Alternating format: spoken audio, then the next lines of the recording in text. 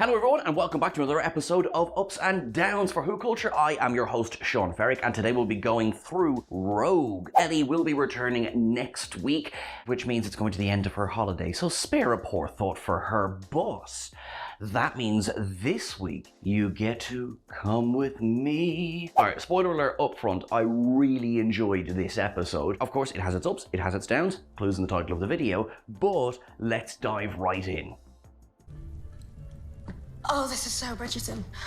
The first thing that I really want to give a whopper of an up to this week is how back to basics it feels. If you think of just the episodes that we've had in this season alone, going from the Church on Ruby Road right up until last week's Dot and Bubble, they've not been, and this is not a criticism, but they've not been what I would call your kind of standard Doctor Who episode. And I'm sort of referring to the standard from 2005 onwards, where you get your kind of threat of the week introduced in the cold open, and then, and this feels very like this could have slotted straight in to maybe the earlier Russell T Davies era or the Moffat era as well. We get our cold open, which is set directly in 1813 in Bath, and we don't get, there's no Doctor, there's no Ruby in this scene at all. We get our straightaway our villain moment where we don't realize we've been shown a Chuldur yet, but when our Chuldur takes the new form, just that little banter. Of course I kind of love the look of everything as well. To all of the Bridgerton fans out there, I hope you enjoyed this episode. But yes, I like that. Straight away you get the stakes, you get an idea of what the threat is, and you get the setting. That for me was a whopper of an up. It feels like so many of those. Do you know what it reminds me of very much actually? It reminds me of the Shakespeare Code. Another period piece where you get that in the beginning. So for me, that was a definite up this week. On that same point, this is not to down the change in style that we've had on other episodes. In fact, a show must evolve to survive.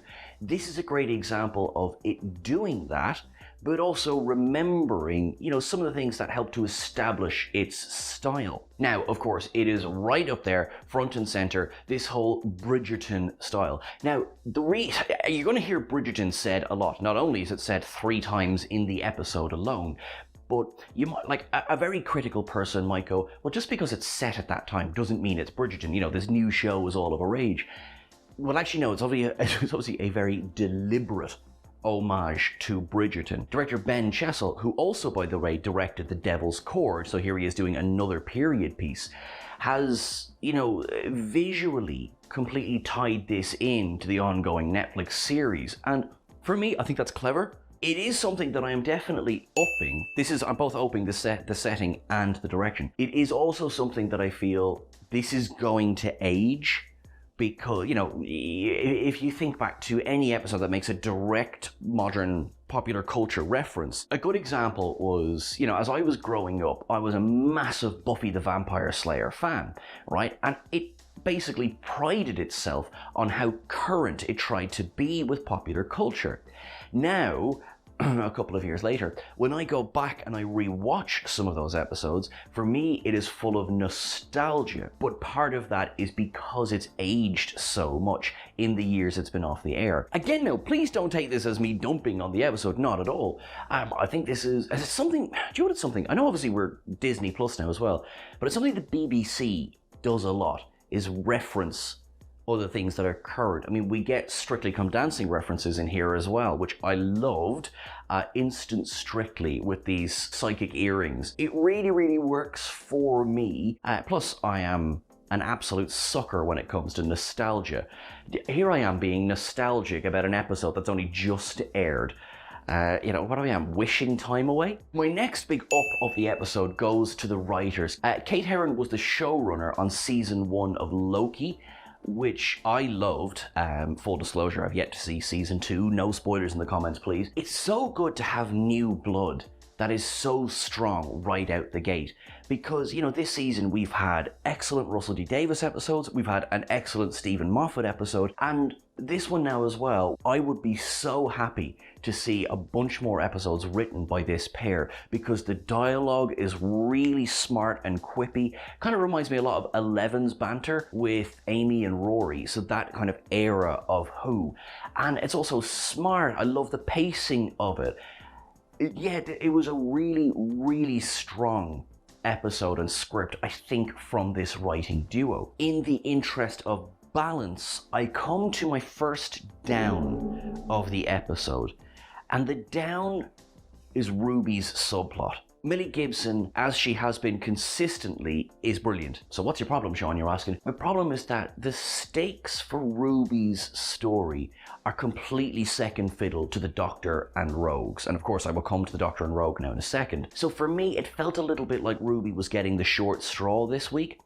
And that frustrated me a little bit, because if I think there's one critique that I have for this season to date, obviously I haven't seen the final 2 episodes, is there's been a little bit of a balance between the Doctor and Ruby that I feel has been off. You know, either we have so much of Ruby and not much of the Doctor, we have so much of the Doctor and not much of Ruby. I think for me, as good as Millie is in this episode, Ruby is more of a plot along than a player. Yes, there is that important scene where, you know, she technically exposes one of the Chuldurs, or more of the Chuldurs exposes themselves to her. Phrasing. She's just kind of there for the most part. I think in an episode as packed as this, something perhaps had to give, and it's just a shame that it was Ruby. I'm going to continue on this actually for a second. Cheer up, Seán, you say, and I hear you, but another down is splitting Ruby and the Doctor up for such a long runtime of this episode. What we're missing there, then, is the banter that we sort of live for with the Doctor and their companions.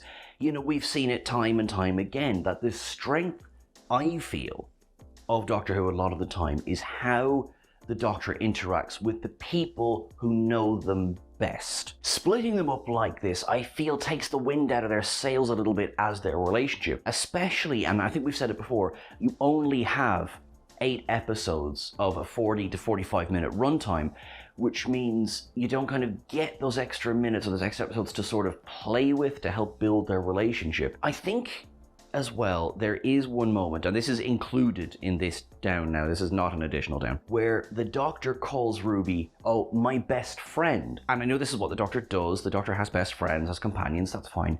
But this one, a tiny bit in this episode, felt like we were being told the Doctor has a best friend, as opposed to we have seen the Doctor has a best friend. That's the way it's falling out. We don't have an awful lot of screen time together, so for me, didn't massively work. Right, okay, shake away the negativity. Let's move on. Can I give a whopper of an up to Jonathan Groff in this episode?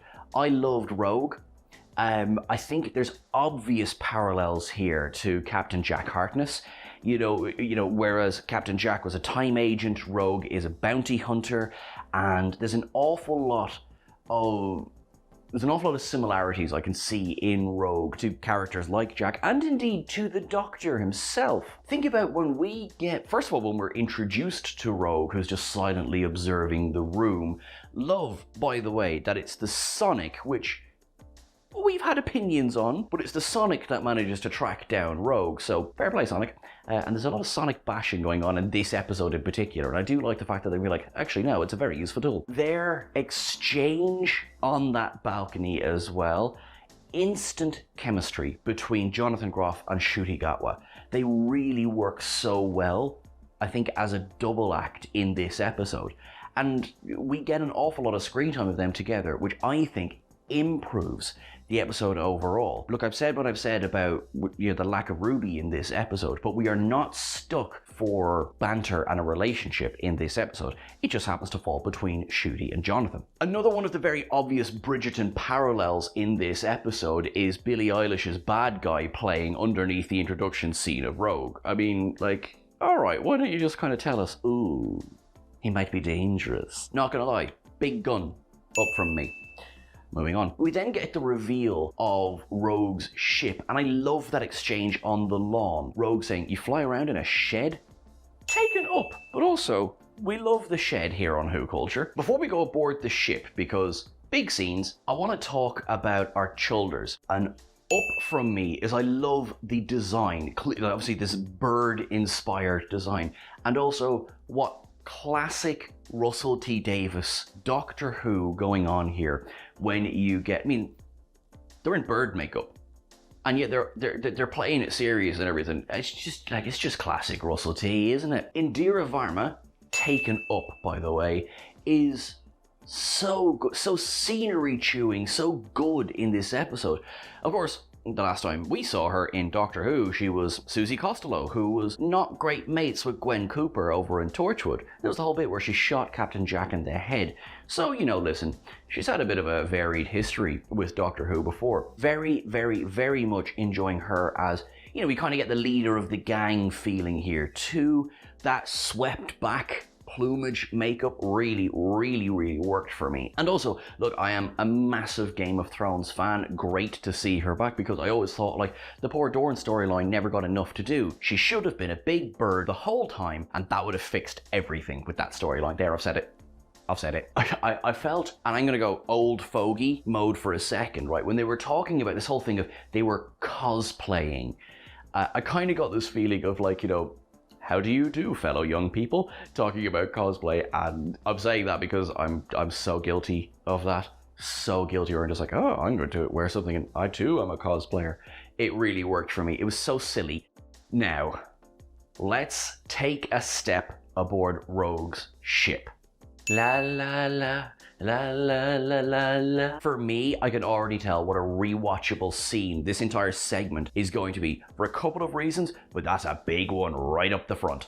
That one works for me, because the Sonic, which again was getting a bit of a bashing, okay, maybe the Sonic can't get the Doctor out of the trap he's standing in, but it certainly can keep playing the tune. And the way he so gently exposes the Rogue, kind of washes away the seriousness of how Rogue presents himself to be like, so you're a Kylie fan? Okay, this absolutely works for me. You know, we get Shooty slipping into like strong Scottish accent there, teasing him as well. And it's this banter feeds into that chemistry between them. Because frankly, this is quite serious. Rogue's pulled a gun on him, he's threatened to kill him, send him, you know, off into the incinerator. Watching them sort of scramble with each other. Oh, I love the continued line of like, oh, my scanner says you've got a screwdriver. Good, I've been meaning to put up a shelf over there.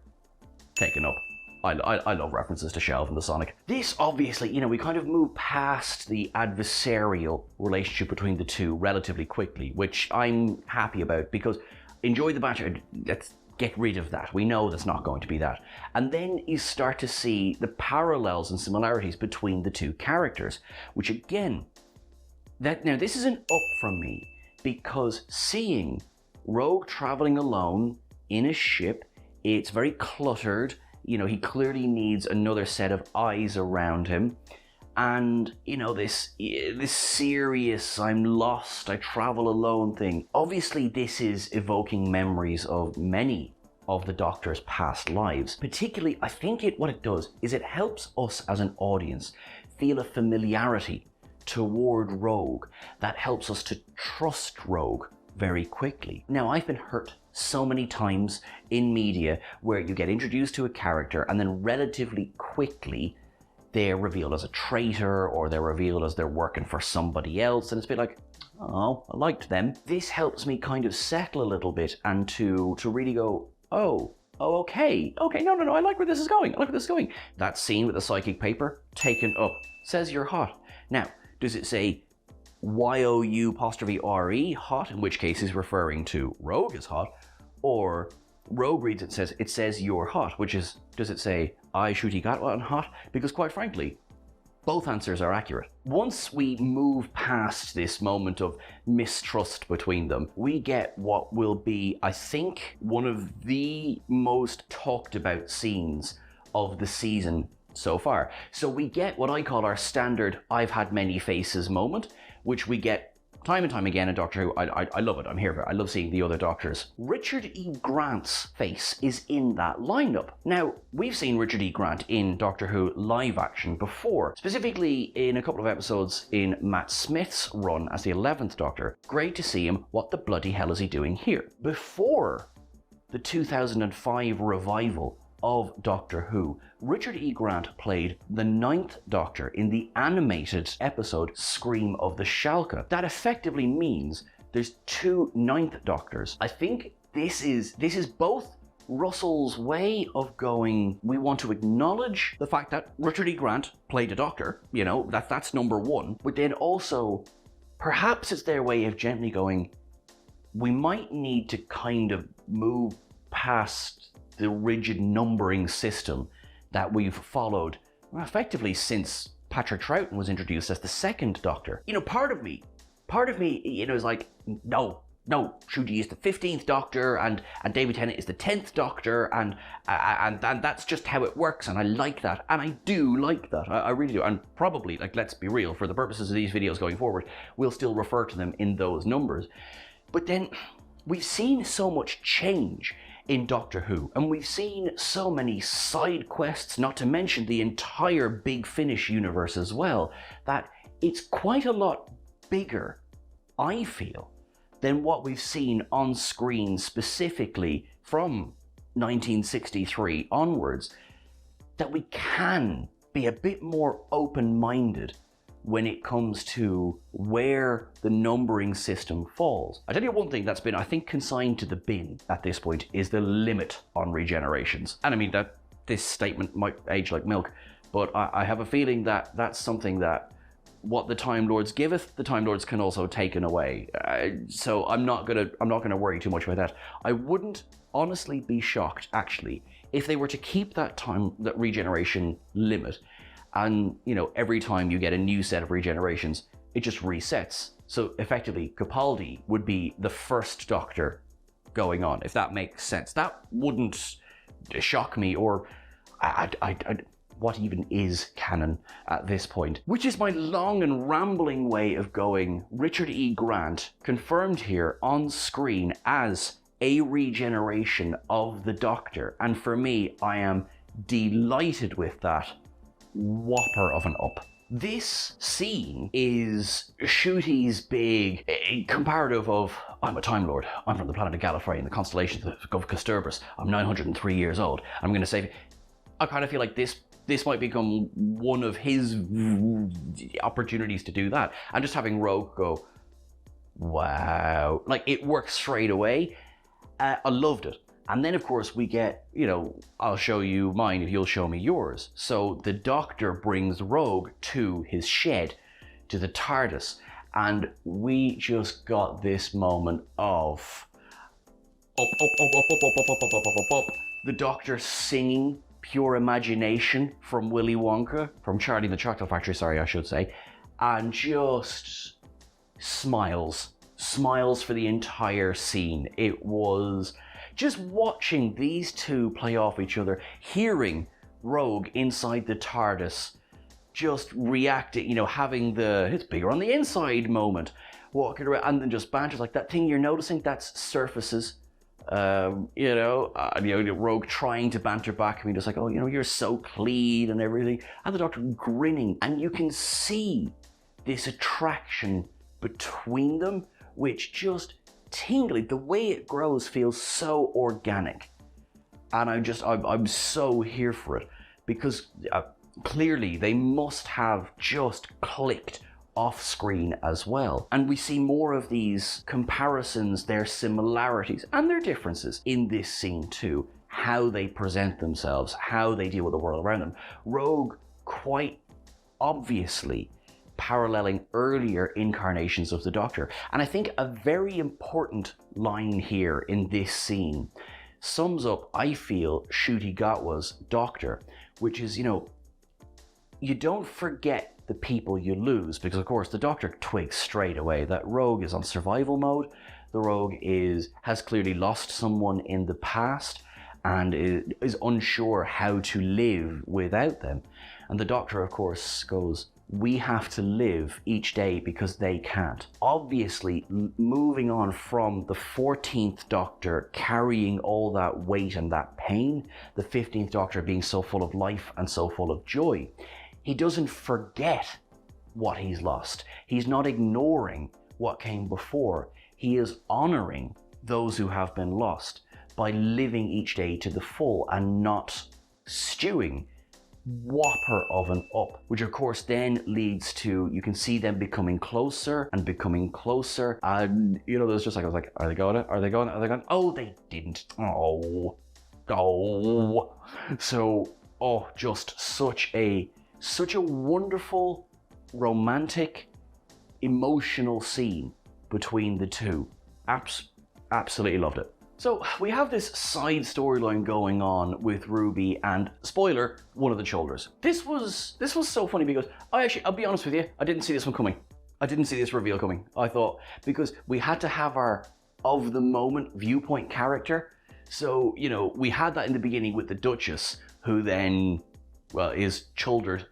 And then we get the reveal of this Chuldur. Of course, then we get the death of Ruby Sunday. And it's very sad, it's off screen, totally down. And I tell you why it's a down. I know you're like, you know, Sean, do you really not like Ruby? It's not that at all. It's our second Ruby fake out death in a season, and I think Boom did it better. For one thing, Boom did it on screen, and it really was like, oh, they're not gonna. Oh, they're not gonna. Whereas in this episode, I was like, they're not gonna. Now, big up to Millie Gibson when she's sort of playing up the fact that maybe she has been Chuldured and she's doing the head movements and everything. I think she's great in that. And especially when, you know, there's kind of, there's going to be a wedding, this is brilliant. I just love the silliness of the Chuldurs. Also, they're called Chuldurs, and it's very hard to take that seriously. You know, I get the feeling that these Chuldurs, this is a 12-hour gig, you know, because they're just leaving bodies lying all over the place, right? They're going to get discovered very, very quickly, which they do. And of course, we don't even get a hint of a Millie body. The Doctor and the Rogue, they figure out that this is all about the drama. This is all about the enjoyment, the over-the-top, the cosplay of it all. So before they realize that,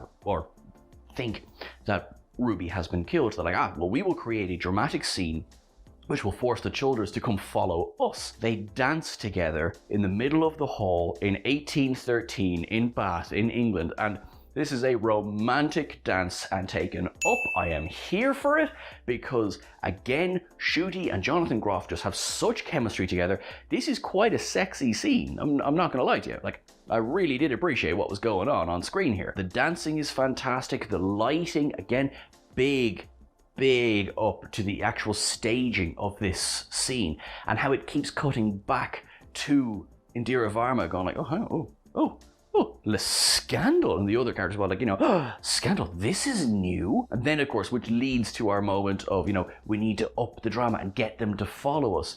So, like, right, we're going to have a fight. And the Rogue doesn't know what to do. The Rogue is no actor. Jonathan Groff is a very good actor, but the Rogue is no actor. So the Doctor has to lead. And suddenly the Doctor's like, you know, you're breaking my heart and you cad. And I was like, say anything. You know, the Doctor is very, very one-sided here. And so the Rogue decides, I won't say anything. He drops down on one knee and presents the Doctor with an engagement ring. All right, yeah, okay, like, you know, you took the brief and you ran with it then, did you? Taken up.